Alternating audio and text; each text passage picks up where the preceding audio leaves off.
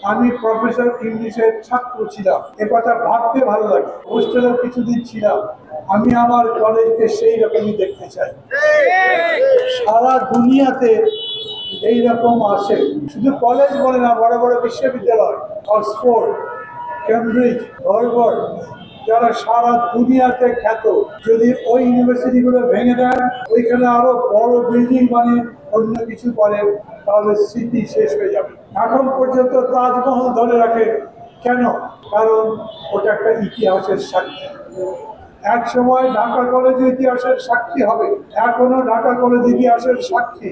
এখনো পর্যন্ত যেই সমস্ত কলেজগুলোকে একটা বিশ্ববিদ্যালয়ের মধ্যে নিয়ে যাওয়ার চেষ্টা করা হচ্ছে, তারপর পুরো কলেজগুলো চেহারা যদি বদলে দেওয়া হয়, তাহলে ইতিহাস থেকে বিরাট একটা জায়গা মুছে যাবে। বর্তমানে যারা ক্ষমতায় আছেন তাদের কাছে আমি অনুরোধ করব, প্রফেসর মোহাম্মদ ইউনূস চট্টগ্রাম বিশ্ববিদ্যালয়ের অর্থনীতি বিভাগের শিক্ষক ছিলেন।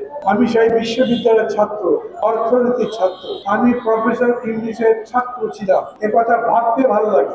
ছিল ওই রকম ছাত্র ছিল, ভালো কিংবা মন্দ, এই যে স্মৃতি, সেটাকে মুছে ফেলবার চেষ্টা অন্যায়। আরো কলেজ বানান, আরো বিশ্ববিদ্যালয় বানান, আরো তো দরকার আমাদের, কিন্তু একটা জিনিস যা আছে, যার নাম নিয়ে আছে, সেটাকে বদলে দিতে হবে কেন? সেটাকে কেন বাদ দিয়ে দিতে হবে? সেটা রক্ষা করবার পরেও তো আমরা সামনের দিকে যেতে পারি। অতএব এটা কোনো আলোচনারই ব্যাপার নয় যে সব কলেজের ঐতিহ্য রক্ষা করতে হবে। আমরা বরঞ্চ বলি ইতিহাস রক্ষা করে আমাদের কাজ। 15 বছর ধরে যারা ক্ষমতায় ছিল, তারা ইতিহাসের কান টেনে লম্বা করে দিতে চেয়েছে। তারা বোঝাতে চেয়েছে একটা মানুষ কেমন ইতিহাস তৈরি করেছে, লড়াই করেছে কতগুলো লোক। তিনি নিজে বলতেন 30 লক্ষ লোক জীবন দিয়েছে, সেই 30 লক্ষ লোক ইতিহাসে নাই, একটা লোক ইতিহাসে থাকবে।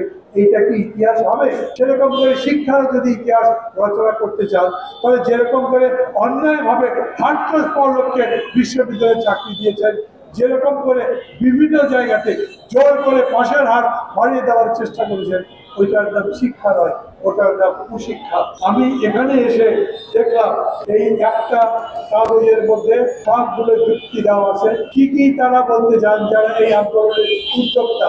তারা বলেছে কি করলে ঐতিহ্য রক্ষা পায় এবং শিক্ষার বিস্তার হয়। আমি কথা লম্বা করে বললাম, অনেকক্ষণ ধরে আপনারা আছেন।